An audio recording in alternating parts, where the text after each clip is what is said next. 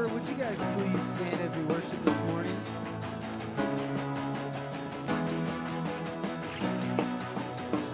In tenderness he sought me, weary and sick with sin, and on his shoulders brought me back to his fold again. While angels in his presence sang, until the courts of heaven rang. Oh, the love that sought me. Oh, the blood that bought me. Oh, the grace that brought me to the fold of God. Grace that brought me to the fold of God.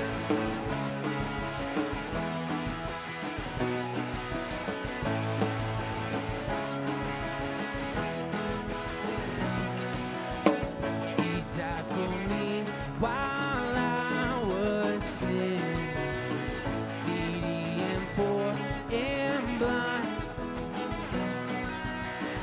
He whispered to assure me,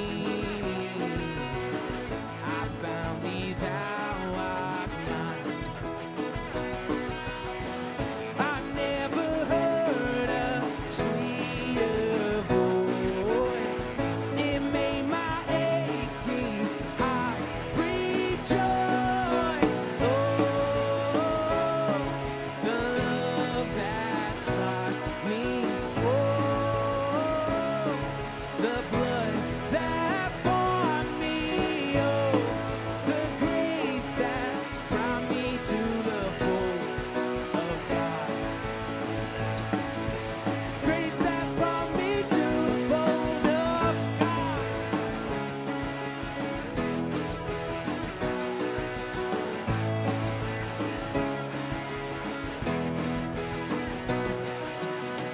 Upon his grace I'll daily ponder and sing anew his praise,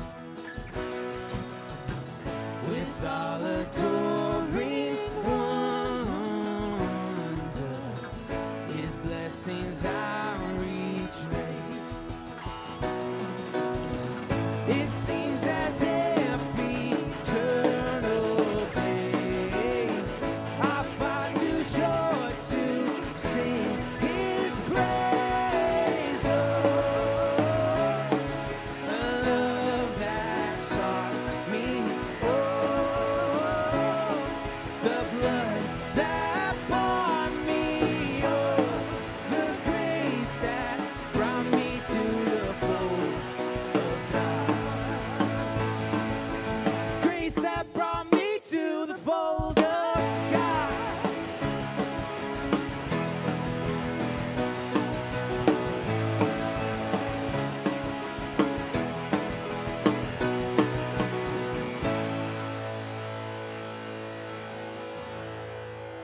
All right, you guys can go ahead and have a seat.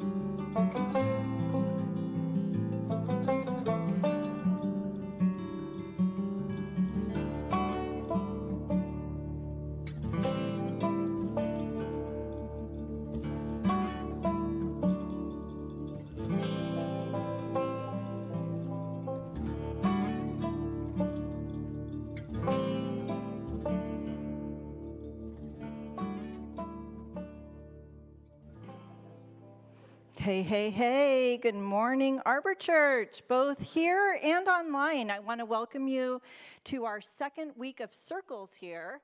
And if you're new, I know we do have some new folks here. This is not how we normally run.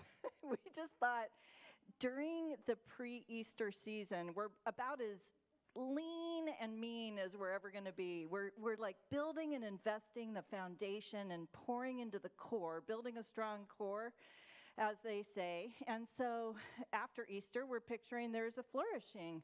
New people are coming, and we want the foundation to be nice and sturdy, right? Nice and strong to build everything else on. So this section of March is circling up and talking about the things that are key to Arbor Church.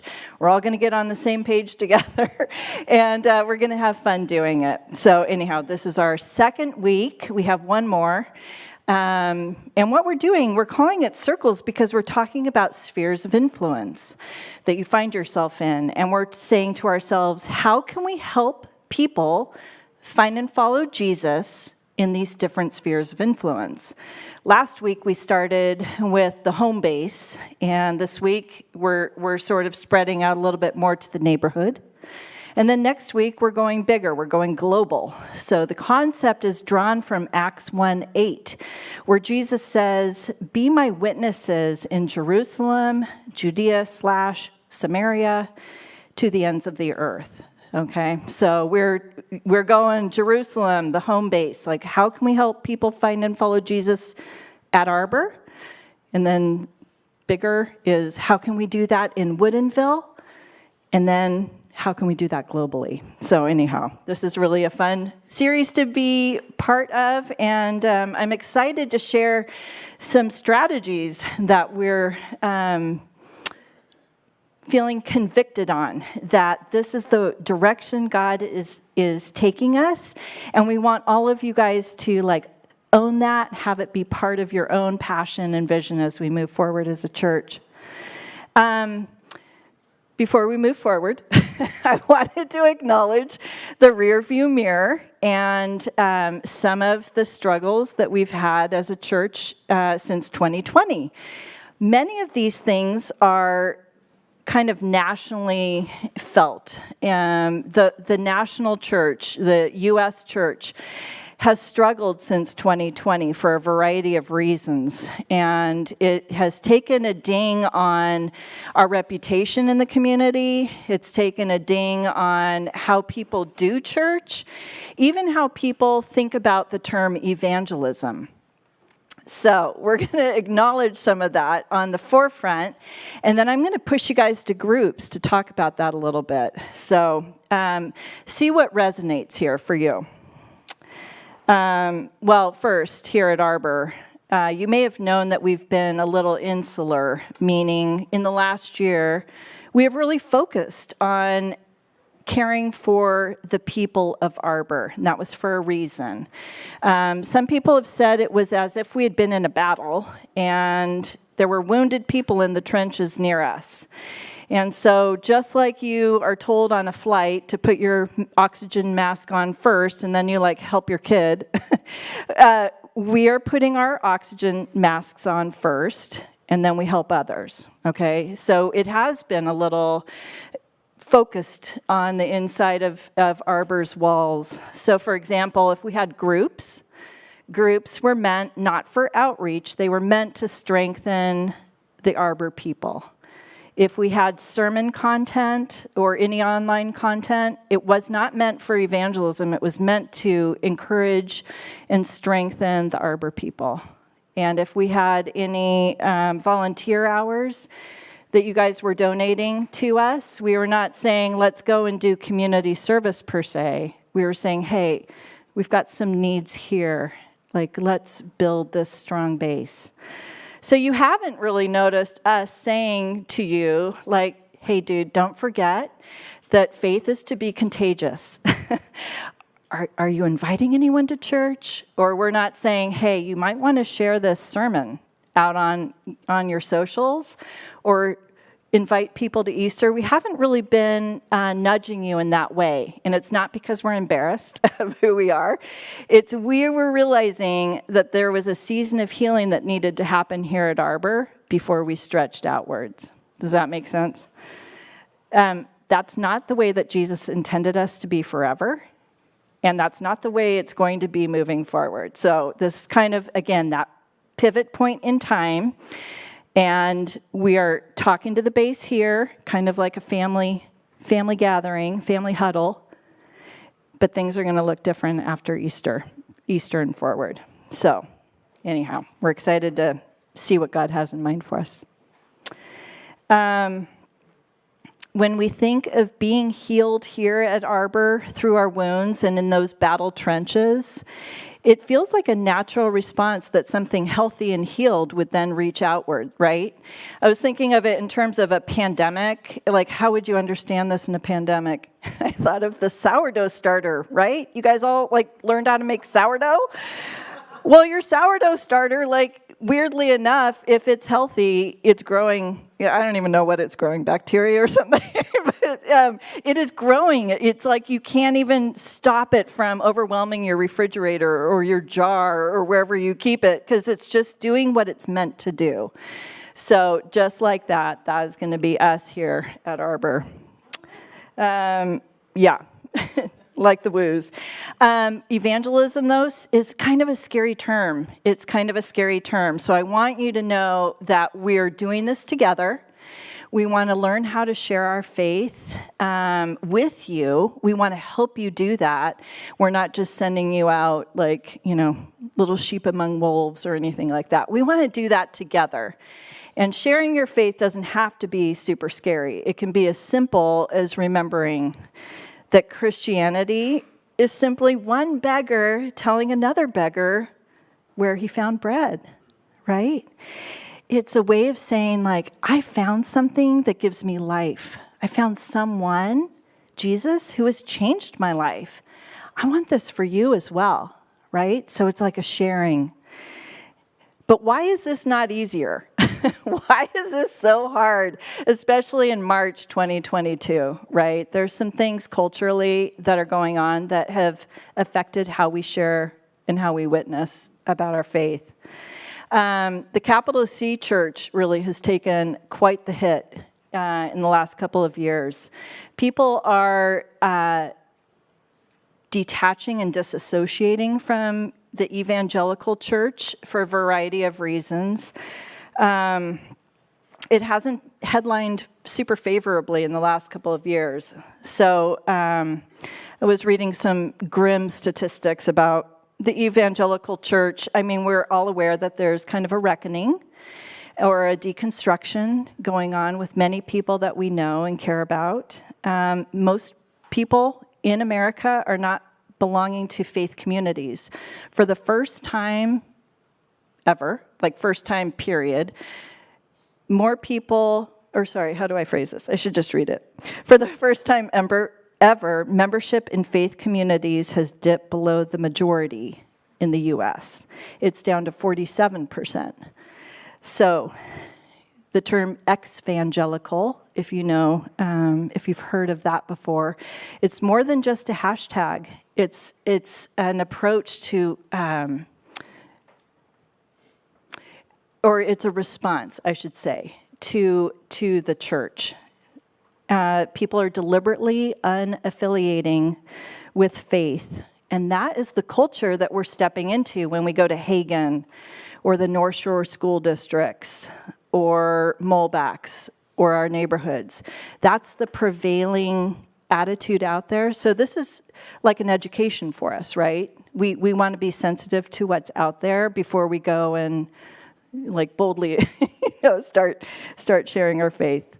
But more than just that prevailing attitude at Mulbach's or Hagen or, down the street, this is at our family gatherings as well. We're experiencing, when we gather with our families, there's a variety of responses to the evangelical church.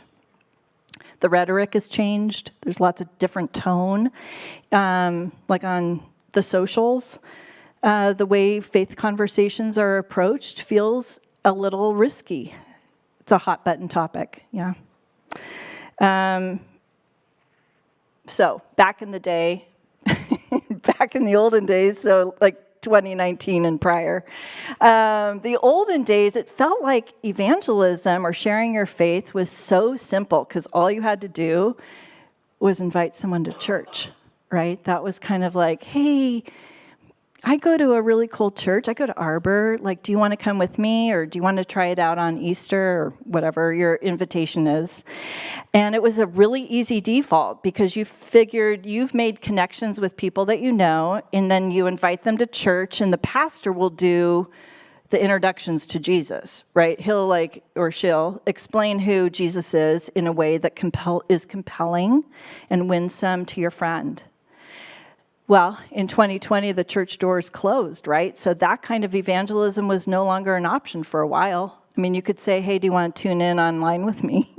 But it felt challenging we had to pivot in terms of how we share faith. We couldn't just lean on a church invitation anymore. And once the church doors did reopen, things seemed a little tender, not just on a national scale, but here in our church as well. We had our own share of healing to do before throwing down a big community welcome mat. Because while our church doors were closed, somebody had thrown a bomb into the family picnic. And throwing a big welcome home party is hard when you're still picking shrapnel out of your family members. So there was that healing that had to happen. And I would say that we have. I would say by and large, I have seen so much healing. And that's why I feel convinced that we're in this position ready to reach out now. Now we can throw out the welcome mat, right? Now we can say welcome home. Now we can include so many people outside because we're feeling like we're in a better place. We're in a better place. So, it's not all bad news. It's not all bad news. I know that part is such a downer, and we have so much more joyful things to talk about too, though, as a church. One of them being that while we were growing smaller, over the last year or two, for a variety of reasons, I feel like we were growing still. It wasn't in numbers or maybe piggy bank, maybe the number of bodies in the church or the number of dollars in the bank, maybe those were looking smaller. But I feel like we grew. I feel like we grew in different ways. And it made me think about when I'm cooking, which happens, I don't know, John, once a month. So you're cooking, you get your skillet out onto the heat and you put in some really cool stuff for a sauce, right? And you put it over heat for a long time, and you're kind of whisking it. And the thing does get smaller, right? The volume of your sauce gets smaller. But it's richer. It's more flavorful, right? It's kind of intense and really good to put on, whatever I don't even know what I would cook to put on something like that. But anyhow, we are a glacé kind of family here, right? We are dense with rich, good deeds and sort of a resiliency that was not there before. So I'm actually really proud of us, and that is really the good news, that even though something can be on high heat for a bit and cook down, dude, it's really good though. So something we've learned along the way about sharing faith, it's got to be more than just inviting someone to church. It's got to be more than that. Now, more than ever, I feel like we know that when we're sharing our faith, we're not sharing about a church or a pastor or a program or a really good Bible study leader or a book that we love. We're sharing about Jesus. And so the thing about that truth is that he will never fail us, right? A book author may suffer some sort of, fall, and he gets or she gets put on the cancel culture thing, and nobody reads their book anymore, right? Or if a leader changes, a pastor leaves the podium here, we can't pin our faith on these external things. We need to just be sharing Jesus. And I feel like that is what we've been led to over the last couple of years. Our faith hasn't been put in these other messengers, so to speak. So pivoting. Even with all these hardships, we've seen we can't rely on so many things, but even still, Jesus has said, go into the world and preach the gospel to all creation. He says, go and make disciples. And Jesus says, be my witnesses in Jerusalem and Judea and Samaria and to the ends of the earth. He knew about 2020 and 2021 when he said those things. Those things have not changed. That call to us has not been negated or revoked because we've had hard times, okay? So, anyhow, let's talk about Samaria. We're calling it Woodinville around here because that's the region in which we Arbor Church, is put. In June, we're going to have a Art of Neighboring series, which talks about how to actually be a good neighbor in the neighborhood in which your home is located. But we're talking today about your church home is located in Woodinville. So how do we, Arbor Church, be good neighbors and be Jesus' witnesses in Woodinville? So this is our challenge as a circle. We're making him known, we're introducing him, and we're sharing the gospel if we get a chance. What is the gospel? It's the good news that he rescued us from ourselves and our sucky sin. And he gave his life for us. And we could be free from sin. We could have the gift of his Spirit. And we could have the promise of eternal life because of that. So, how do we do that in the neighborhood in Woodinville? This is going to lead us to our very first breakout discussion at your tables. I want to hear what you guys have to say before I just tell you what I think. So, the questions that we're going to be asking at our tables are these. What are challenges to sharing your faith recently? So it could have been some of the things I talked about. And how do those challenges differ from how it used to be? Like before 2019, right? The good old days of inviting someone to church. What is it like now in sharing your faith? And how is it different than how it used to be? So go ahead and talk at your tables about that.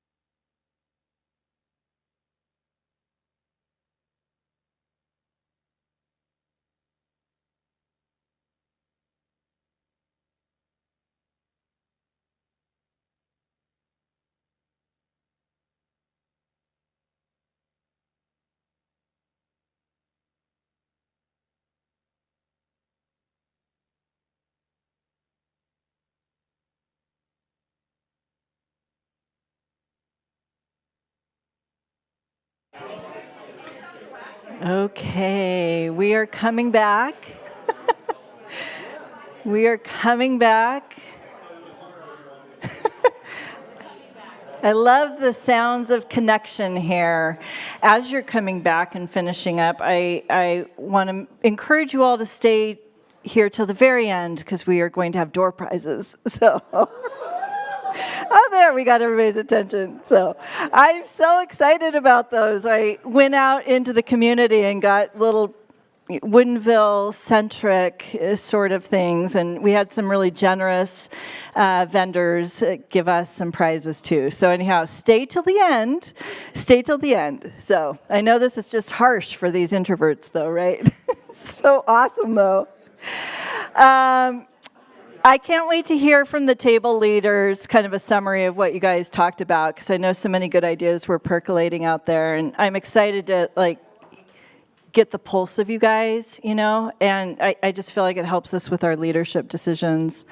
So anyhow, moving ahead to the next section, we talked about what the challenges are to sharing faith and how it used to be in the good old days when you could just invite someone to church. And I wanted to start this next section by just sharing how seeds of this series were planted a year ago. And I don't know if you recall, a year ago we were here, and as is normal, we pray for other churches in our area for various things that they're going through. And a year ago, almost to the day, we prayed for a church called Rain City Church that was closing their doors. Who here remembers that? Yeah. So Rain City Church felt like a cousin to Arbor because our pastors were brothers in faith, so to speak. They went back many years together. And Rain City was kind of like an older, cooler cousin, though. They were a couple years ahead of us. We've all had those cousins, right? They're ahead of us a bit. And they're just so cool, and they're just all the things. And so Arbor would look at Rain City as how they planted and how they grew. And we were like, wow, we want to be like them one day. So anyhow, fast forward to a year ago then. They had their own share of struggles during 2020, COVID, political times, all the issues that came with it.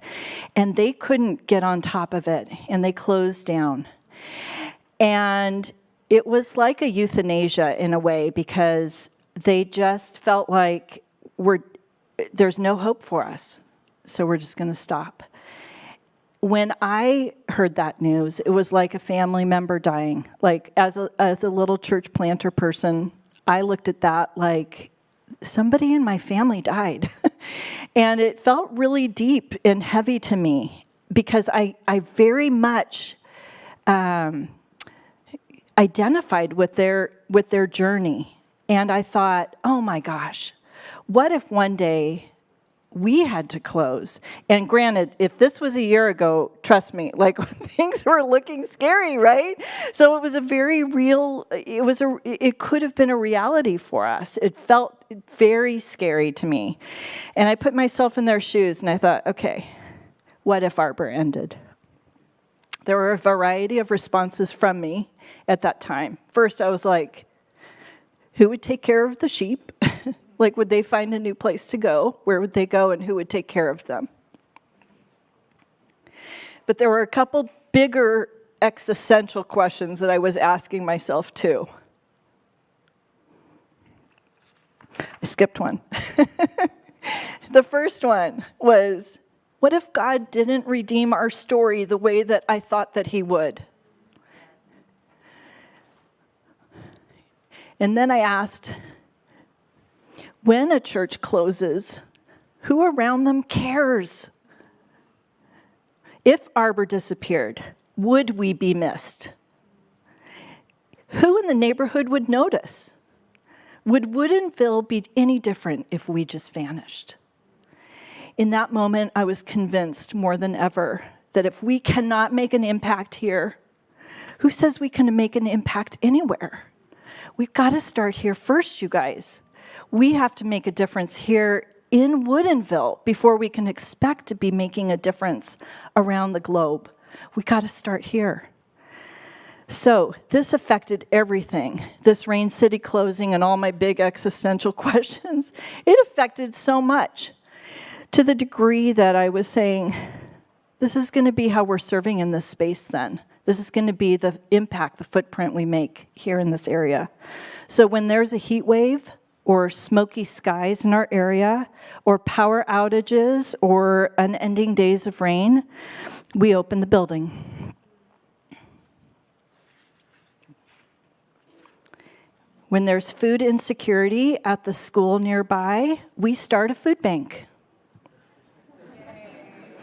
When there's a little boy who's really ill nearby, we show up. When our neighborhood school needs new wood chips under the swing set and needs to be weeded, we grab our shovels and we go. When there's a man who lives out of his broken van down the street, we will fix his van and befriend him. Arbor, God has placed our church here in Woodinville for a reason. He wants to be known by Woodinville. He wants them to know his kindness and his mercy and his character, his goodness, his provision and peace. And we get to make the introductions, okay? Introductions that are to be made where you say, I know someone and I know someone else, and I'm going to put the two of them together, right? That's how introductions work. I want you two to know each other. So it's like God and Woodinville. We want you to meet. Have you ever set up a couple before? Okay, how many of you knew that back in the day, I ran a side hustle as a matchmaker? Al Harmony. I worked at a big fatty church down the street with 10,000 million people there. And the worship pastor came to me one day and was like, I just can't meet anyone here. And I was like, you can't meet anyone here?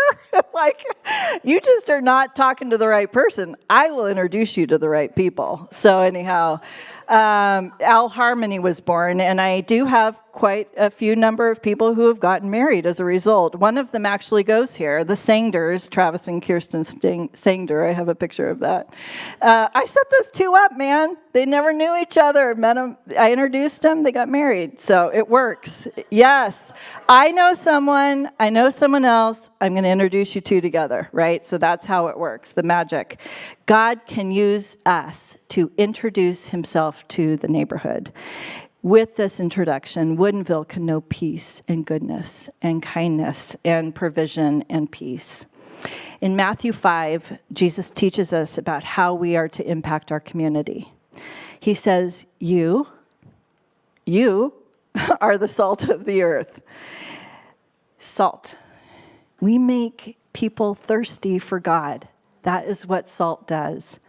Our actions, our love for them, are a foretaste of God's goodness. It's like when you were little and you were, last week, licking the batter bowl before you made your cake. You lick the spatula and you're like, this cake is going to be awesome, right? It's a foretaste of what is to come.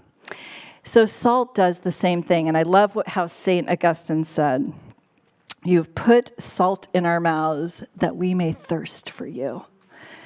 We, Arbor, can put salt on the lips of those around us so that they thirst for God.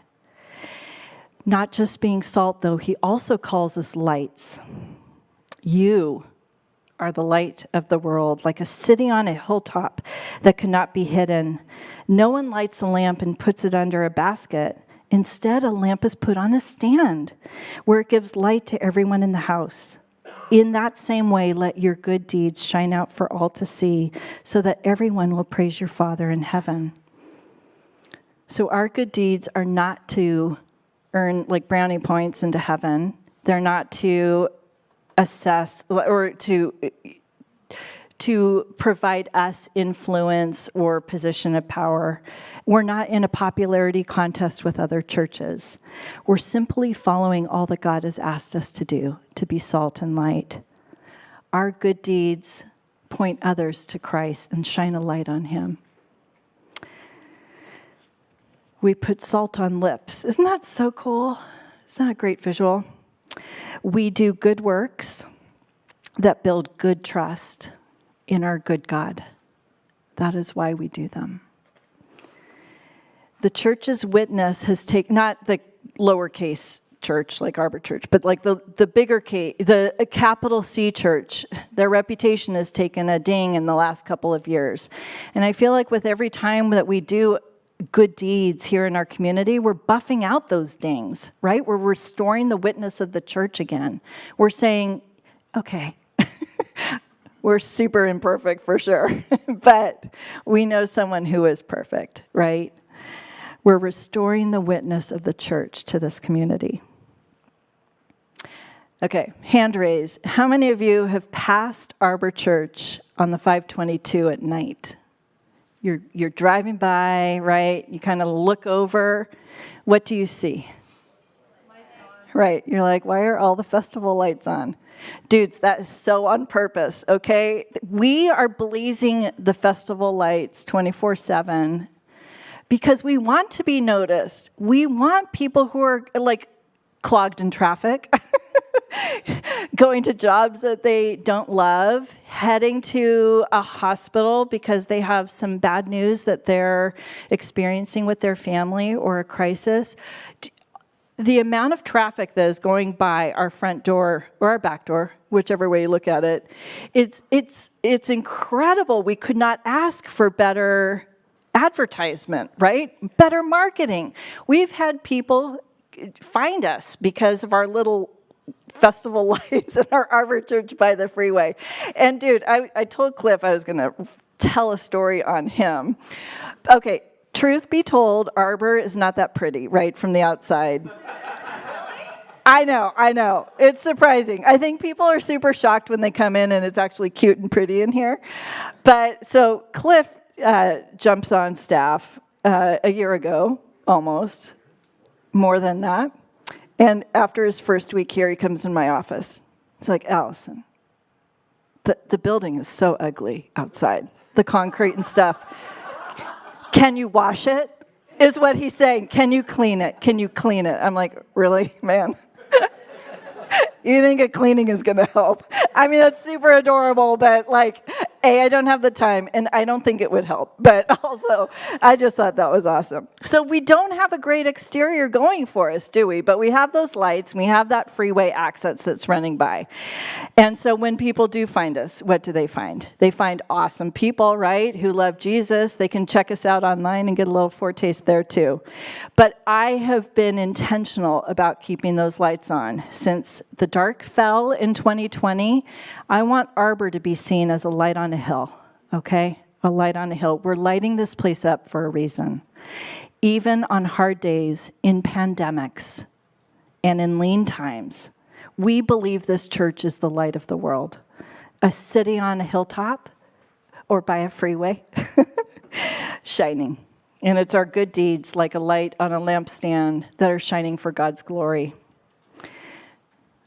So, like I said earlier with my almost visceral reaction to the news of Rain City closing, and I had asked myself, if Arbor vaporized, would we be missed in this neighborhood? Because if we can't make it here, we can't make it anywhere. If our own neighbors don't sense our salt and light, we're not doing it right. I hope that if we did vanish, like, I don't hope that we would, but if that were to happen, I would hope that it would be more than just a dark building on the 522 that felt different.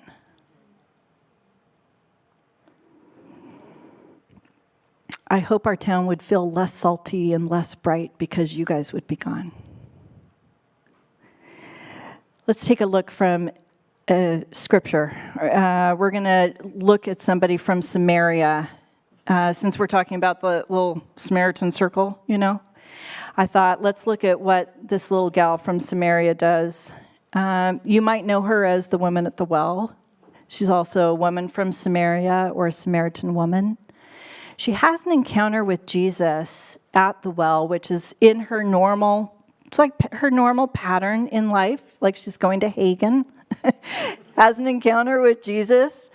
And it impacts her in such a way that she goes and tells other people. Like she tells her village, right? She's like, oh, you're never going to believe who I just met or what just happened in this conversation. She met the man, she told the village, and she introduced the two. Okay, that's evangelism.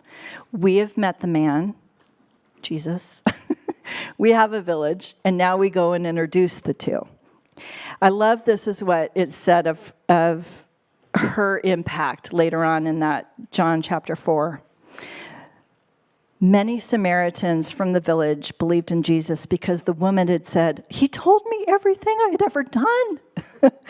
When they came out to see him, they begged him to stay in their village, and so he stayed for 2 days, long enough for many more to hear his message and believe. And then they said to the woman, now we believe, not just because of what you told us, but because we have heard him ourselves. Now we know that he is indeed the Savior of the world.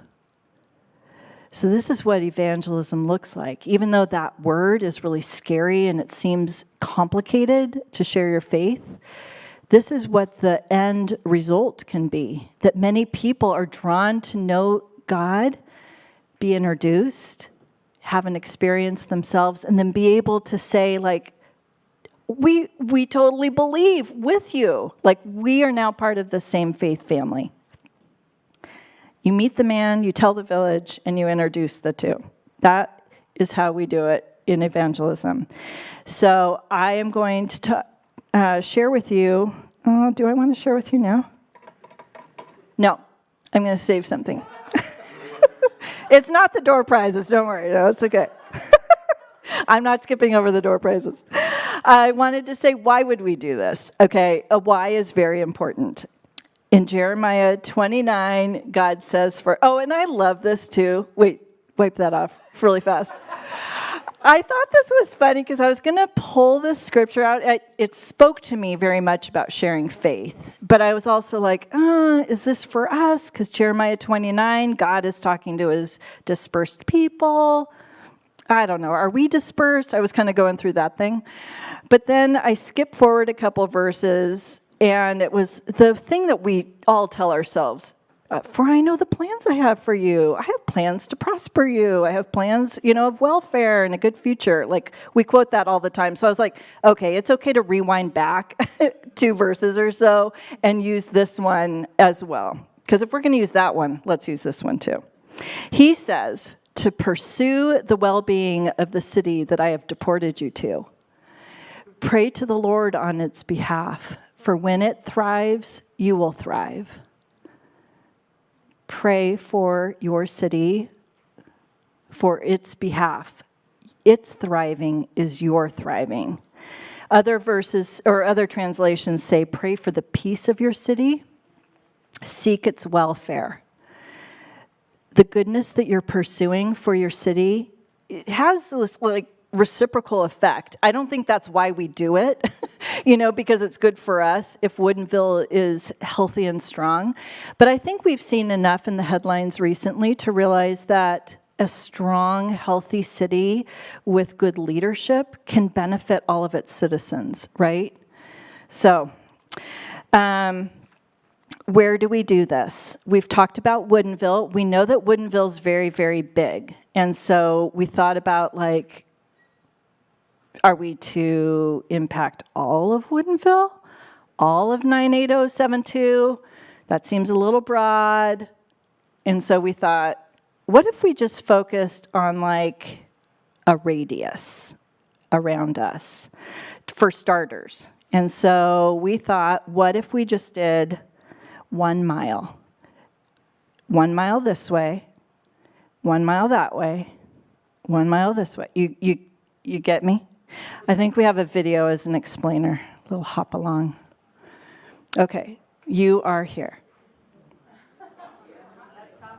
You are not at Costco. Okay. Okay, Costco is 1 mile north of us.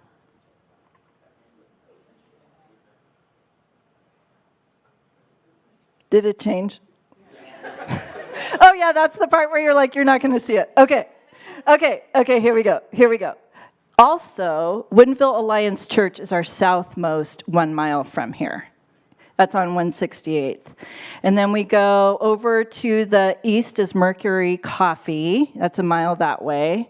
And then we hop over to the west. Oops, nope, sorry, that's Arbor. Did we miss McClendon's?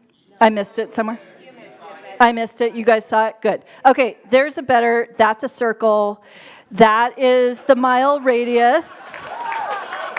Yes, I know. Thank you, Hayden, for this really good explainer. No, that was good. It was the speaker's fault. That was awesome. But what you were able to see there was our span of care is going to be 1 mile in every direction, okay? I would like it like a little bit of time. What if we focused our span of care on that circle, okay? I also built a really cool craft. This circle. Can you see it? Yeah. Okay. Sorry, you guys over there. My cool craft over here is Costco at the north. Here's Arbor here in the middle, right? We've got a lot of cool little wineries in our circle. Yay! Right? We got McClendon's over here, we said, and then Mercury's is over there. Those are our points on the compass, okay? And here is our region that we're able to focus on for a little bit of time. Everybody's freaking out because they're like, dude, that's not where my business or my home is right now. But we don't have to be legalistic about it. We don't. We can just say this is not a bad place to start. So for me personally, the concept is like, let's say that you frequent places in those, or serve in this radius circle. And they're like, dude, you're so cool. Why are you so cool? And where do you go to church? And you're like, oh, dude, I go down to Arbor. It's a mile from here. It's like just a mile down the road. It's a mile down the road. It's a mile down the road. No matter where you are in this circle, your coolness and your salt and light is going to point back to Jesus. But also you're going to say like, yeah, I'm affiliated with this really cool church. A mile down the road, mile down the road, mile down the road. So what we're hoping is that we can start to make an impact here. If Arbor Church disappeared, would anyone miss us here? Well, let's make it so. Let's make it so, you guys. Let's make them miss us. We're not going anywhere. But like if we did, let's make them miss us. Be missable. Okay, remember, it's not Arbor you're pointing towards. It is towards the Lord. You're illuminating him, and you're making people thirsty for him by sprinkling salt on their lips. Here's the deal. I know there's some haters. You know, like I said, it's inconvenient. I live in Bellevue, okay? For me to focus love and care on this circle here, it is inconvenient. I get it. It is inconvenient. But this month and this year I've practiced, or I should say this year and this month in particular, I focused on choosing the neighborhood. What does that look like? My fancy little stage decor over here, that little ball thing, in the neighborhood. The refreshments for today, those bagels, from the neighborhood. The monthly staff lunch, it was from the neighborhood, right? We had fun, that wasn't bad. We're being wired to care for this place is what it is. Every time that you have a minute or a dollar to spend in this place here, you're building ties, and they may look like little tiny threads, but even a million tiny threads together form a cord, right? Something stronger. We're going to start someplace. So this is going to be where we're going to start making an impact. You saw in the radius there were a couple schools. You saw that there were some businesses, retail, homes, all sorts of community efforts for us to love on in this area. The welfare of the city is our welfare. And I found this really amazing quote too, just for the haters. We're going to break into discussions in a minute, but before we do, I wanted, for the doubting and the people who are like, not really into it, This is a quote from D.L. Moody. He said, "It's clear that you don't like my way of doing evangelism. You raised some good points. Frankly, I sometimes do not like my way of doing evangelism, but I like my way of doing it better than your way of not doing it." Burn, right? Burn. So, D.L. Moody throwing some shade. So anyhow, I get it. This approach is one of a million approaches that we can take to loving people in our neighborhood. It doesn't always have to be just targeted care, right? But I know in Bellevue, I'm in a little tiny neighborhood called Rockwood, and on that Nextdoor app, when someone's like, "Oh, there was a bear," or, "Oh my gosh, there was a burglary," if it's in Rockwood, I pay way closer attention to it, right, than if it's just Bellevue. So there is something about neighborhoods that makes us more attentive. We care a little bit more. We lean in, and we're a little bit more intentional about like whatever's happening there. So I want that to be for us here as well, that we care about this spot, right? Okay, our breakout questions, our last ones are going to be how can Arbor be a good neighbor in our neighborhood? Or what ideas do you have for helping people find and follow Jesus here? And we're going to just kind of blast it out. It's going to be a quickie. It's going to be a speed round. And then we're going to come back and talk about those cards. So go. Speed round.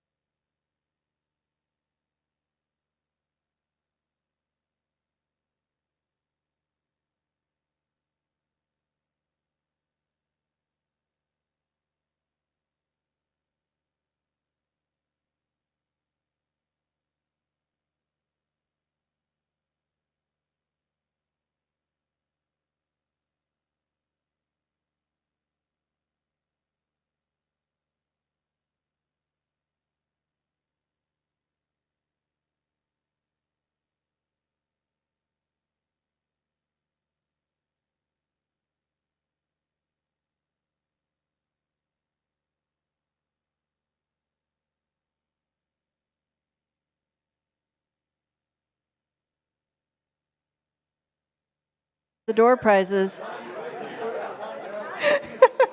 And the band, if you guys want to come up too, we'll do a quick close. Awesome. Loved hearing the buzz. Again, can't wait to have your table leaders share with me some of the best ideas coming out of your table. I want to draw your attention to this when you're ready. So this circles card looks familiar. Same format as last week, except it has different colors and it's smaller. And it has different content, so they're not quite the same. Last week, the response was, hey, anybody interested in serving the church home?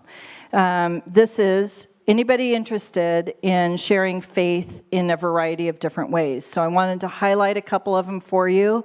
And some of them are self-explanatory, some are not. I also realized that not everybody's feeling gosh, I don't know if I'm the evangelist. I don't know what it's like to share my faith. I don't even know if I could explain anything.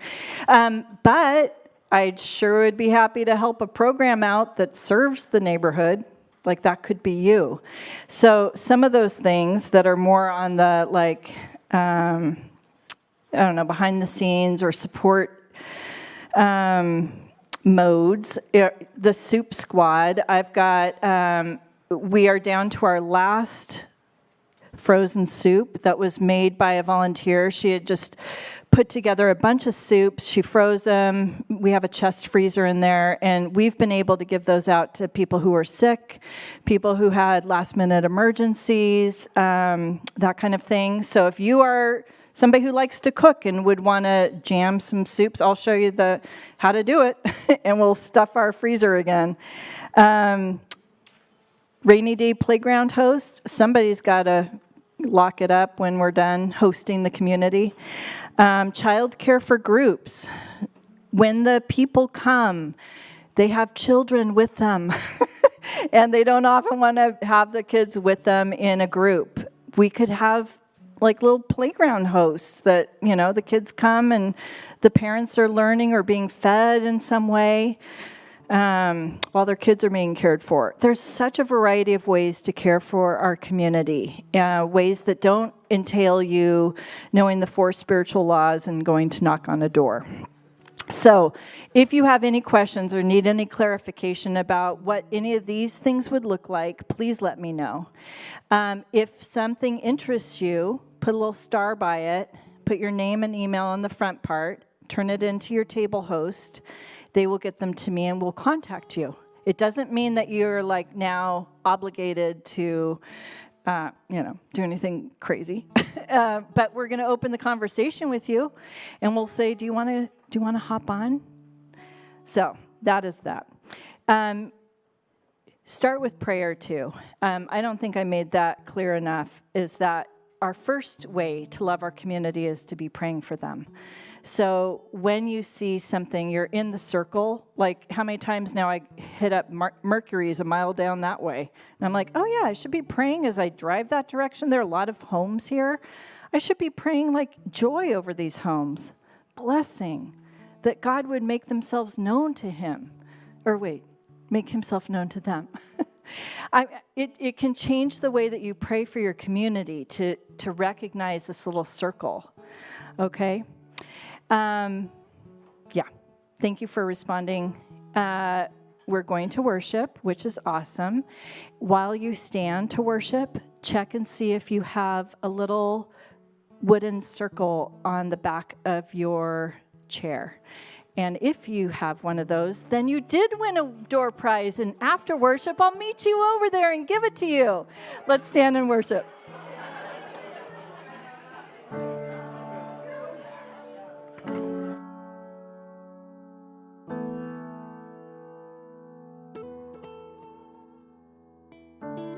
Distracting all of you before we go to worship.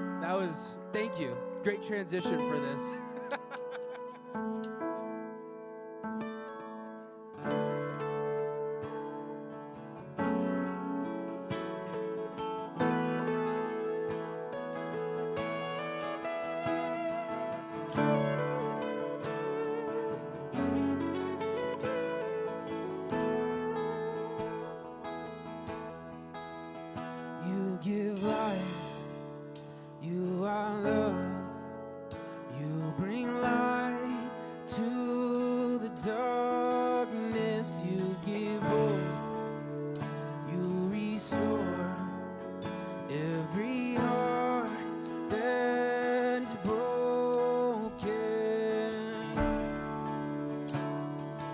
Great are you, Lord. It's your breath in our lungs, so we pour out our praise. We pour out our praise. It's your breath in our lungs, so we pour out our praise to you only.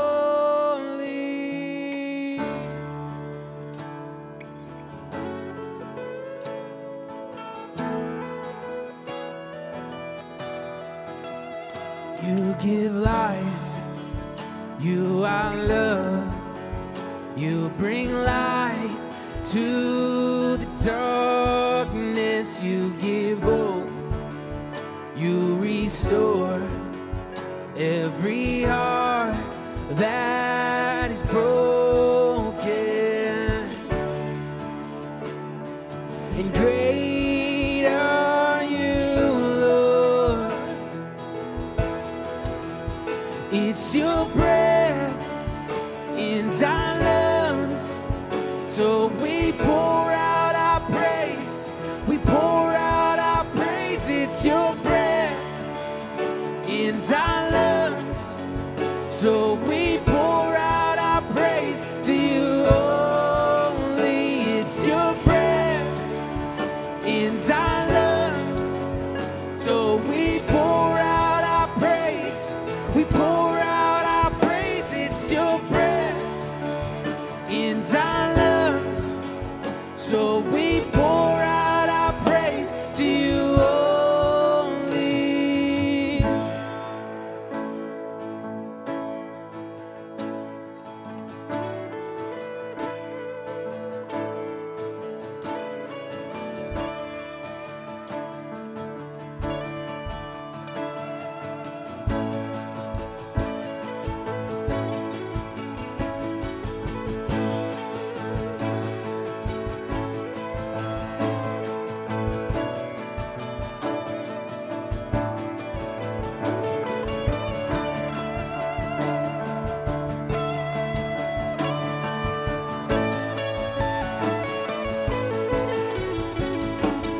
And all the earth will shout your praise. Our hearts will cry, these bones will sing. Great are you, Lord. And all the earth will shout your praise. Our hearts will cry, these bones will sing. Great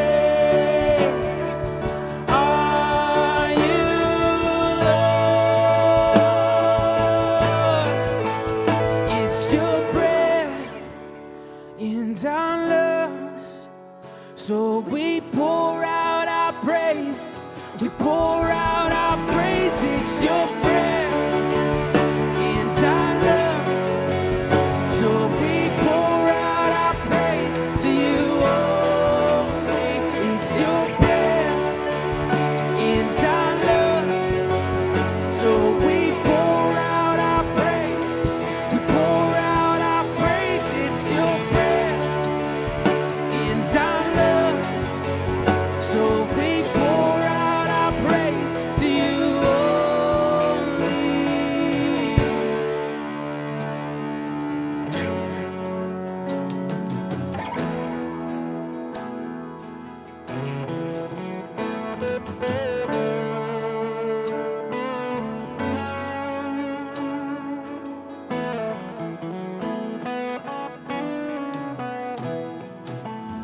God, thank you so much for this morning.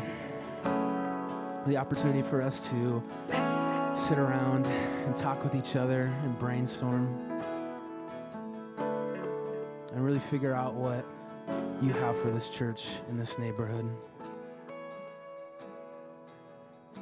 Just ask that we would make an impact for your name and that people would experience your love and your goodness through us. So I pray that we take that attitude into our homes, into our workplaces, or to our schools. It's in your son's name we pray, amen. Well, thank you guys so much for joining us. I hope you guys join us next week for the conclusion of Circles, and we'll see you guys back here next week.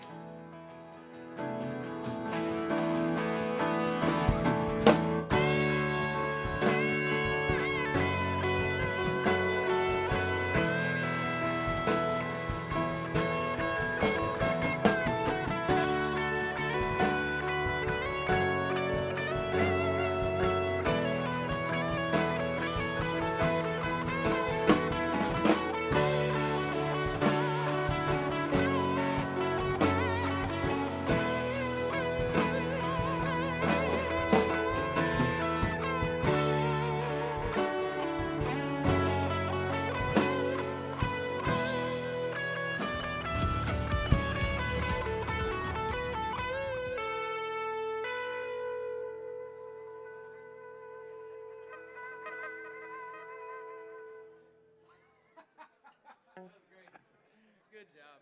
Good job.